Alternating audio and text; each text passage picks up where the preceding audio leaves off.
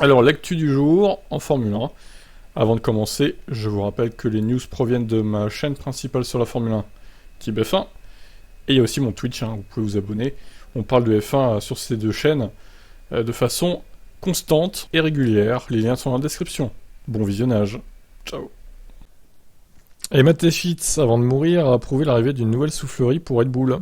Et oui, parce qu'on rappelle, la soufflerie actuelle de Red Bull est une antiquité, une relique de la guerre froide. Il avait été rapporté que Red Bull prévoyait de construire un jour une nouvelle soufflerie dont la construction prendrait 2 ans, sur son campus technologique de Milton Keynes.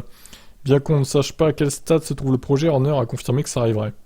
C'était l'un des engagements que Dietrich a pris envers l'entreprise, d'investir dans une nouvelle soufflerie.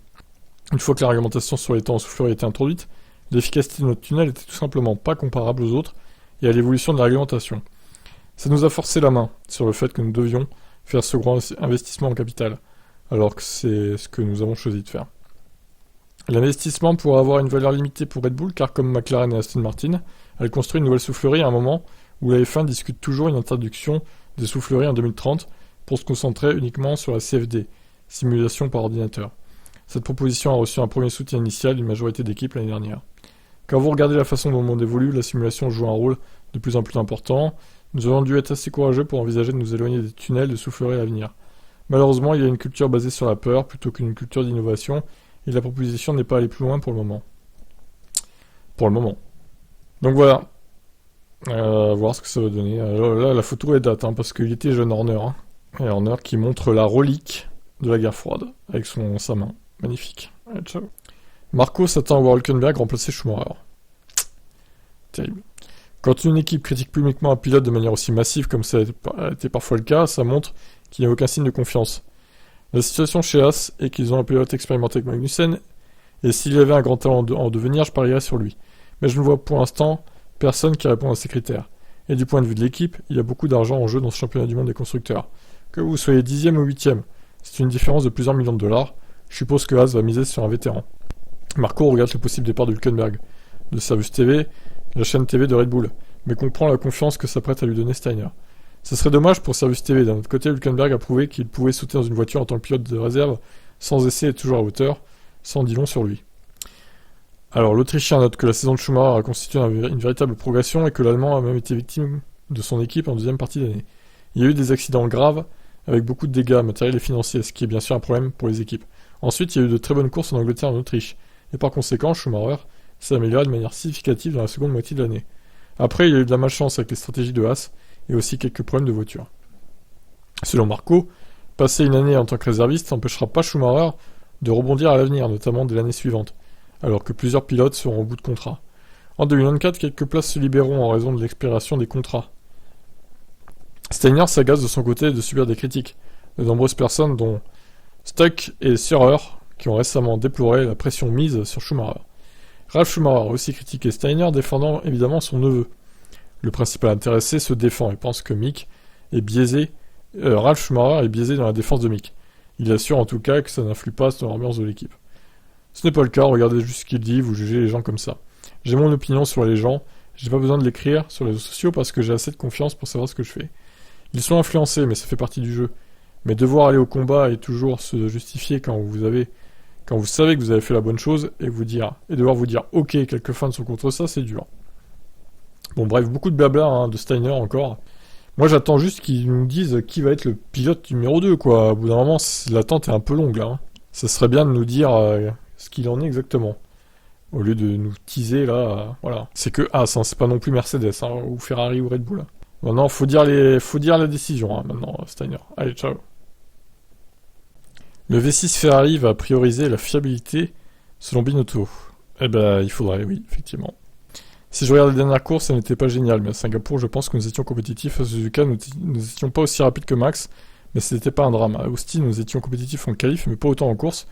Au Mexique, c'était pire, c'est vrai. J'espère que c'est pas une tendance, mais une exception. Nous espérons retrouver notre niveau dès Sao Paulo. Quand je dis que c'est pas une tendance, c'est que je vois les dernières courses. Singapour était un bon week-end. Nous avons mérité la victoire aussi au Japon. Nous nous sommes battus pour la pole et nous avons terminé, si je me souviens bien, à la deuxième place. À Austin, nous avons fait un doublé en qualif, puis nous avons eu notre pénalité. Carlos a abandonné au premier tour. Il faut savoir comment maximiser les points dans les grands prix difficiles et à Mexico. Nous l'avons fait. Vous savez que vous n'avez pas gagné et vous devez vous contenter du résultat. C'est pas idéal, nos pilotes ont été très responsables, se battant aussi contre eux, mais sans prendre de risques inutiles, en se consolant avec le meilleur résultat possible. Il était important d'amener les voitures jusqu'à la ligne d'arrivée. Un peu long l'interview de Mattia, hein. Il y en aurait certainement eu, mais nous n'avions pas la marge dans le plafond budgétaire pour le faire, donc voilà, pour la recherche de performance. Mattia Binotto l'assure encore, ça ira mieux à l'avenir, car au banc d'essai à Maranello, la fiabilité est une des priorités.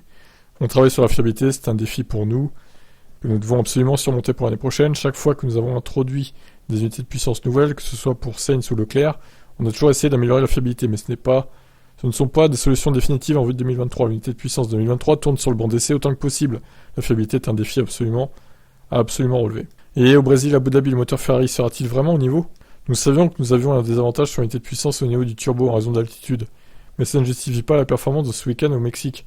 D'une part, il y a une difficulté pour l'unité de puissance à cause de la taille du turbo. Le Brésil, ce sont les mêmes conditions que pour l'Autriche, et je ne pense pas que nous étions en difficulté là-bas. Au moins, concernant l'unité de puissance, je ne m'attends pas à des problèmes au Brésil. Ça ne signifie pas qu'aujourd'hui, le problème ne concernerait que le moteur. Ce n'est qu'une partie de l'explication, peut-être même la plus mineure. Le reste doit être analysé. Très bien. Eh bien, sur ces bonnes paroles, je vous laisse réagir. Est-ce que Ferrari sera en mesure de lutter contre Red Bull ou Mercedes l'année prochaine ? Ciao. Latifi veut être pilote de réserve en 2023, s'il peut revenir en F1. En fait, il veut faire son Ricardo, lui. Mais en fait, on veut pas que tu reviennes, Nicolas. C'est ça que tu comprends pas trop. On veut se débarrasser de toi. Non ? Tu n'es pas d'accord, Nicolas Latifi ? Bon, il a déclaré. D'ailleurs, j'ai mis une belle miniature, hein, évidemment. J'espère que vous apprécierez. La seule façon dont je me contenterais d'être troisième pilote, c'est si je voyais une option réaliste pour revenir en F1 l'année suivante. Je pense pas que ce sera le cas, mais Albon l'a fait en 2021 et c'est possible. Oui, mais Albon est un peu meilleur que toi, hein. Désolé. Mais nous sommes dans une situation différente, je ne serai pas pilote de réserve sans voir une opportunité de retour faisable. Je ne me vois pas dans un tel rôle sur le long terme. Certaines choses vont me manquer en F1, d'autres pas tellement. Je ne regrette rien de la façon dont j'ai affronté ces années, mais j'aurais aimé avoir accompli quelque chose de plus. Au final, c'est une catégorie basée sur les performances, et je n'ai pas trouvé la régularité nécessaire. Certaines choses étaient sous mon contrôle, d'autres non.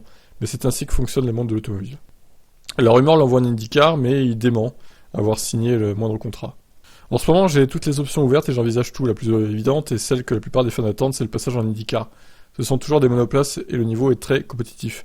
C'est la catégorie que j'apprécie le plus après la F1. Je me suis engagé envers personne malgré les rumeurs, j'ai encore rien signé. Bref. Je sens que lui, au final, il va arrêter le sport auto, il va travailler dans l'entreprise de son père. C'est au final, hein. Et puis voilà, du coup, hein. Voilà, il va aller travailler avec papa Michael Latifi. Je vous laisse commenter. Ciao, ciao. Mike Crack dénonce la panne de cerveau de Gasly. Ok, ça c'est fait. Bon, après, ça sert à rien de lui tirer dessus. Je crois qu'il a déjà 10 points de pénalité sur 12. Arrêtez de tirer sur l'ambulance, les gars, là. Pour nous, c'était clair sur ce qui allait se passer pour Pierre. J'aimerais que nous n'ayons pas à nous fier au contrôle de course et qu'un pilote rende juste la position quand c'est évident. Pierre aurait dû voir que nous avions du mal à faire monter les plans de température. Et dans cette situation, s'il rend la position 2 tours plus tard, il aurait pu faire un dépassement sans faute. Il n'a gâché que sa propre course. Gasly n'a pas rendu la place à Stroll, ni même reçu l'ordre de son équipe de le faire. Mais Crack n'a pas d'excuse à trouver aux Français. Il ne faut pas toujours se fier au cerveau des pilotes de course. Il y a eu une belle panne. Et bim !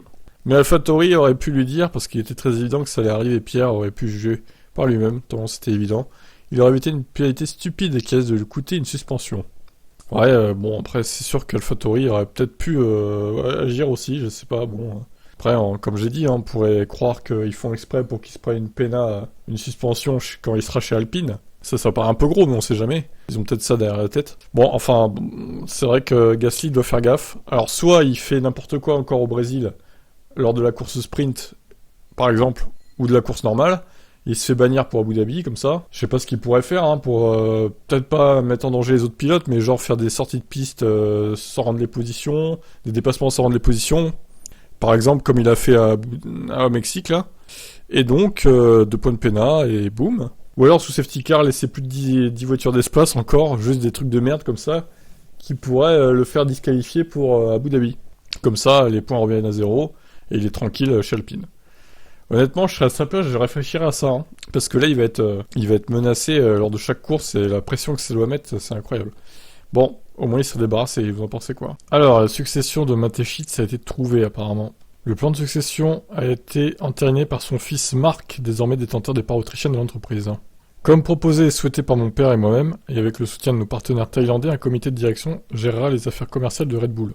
Il sera composé de Franz Watzlawick, directeur du secteur boisson, Alexander Kirchmeier, directeur financier, et Oliver Minzlaff, directeur des projets d'entreprise et d'investissement. Franz, Alexander et Oliver forment notre Dream Team. Je suis très heureux qu'ils se chargent de cette tâche. Âgé de 29 ans, Mark Mateschitz évoque des décisions qui permettront de poursuivre avec succès l'œuvre de son père, comme il l'aurait souhaité, alors que lui-même va changer de statut.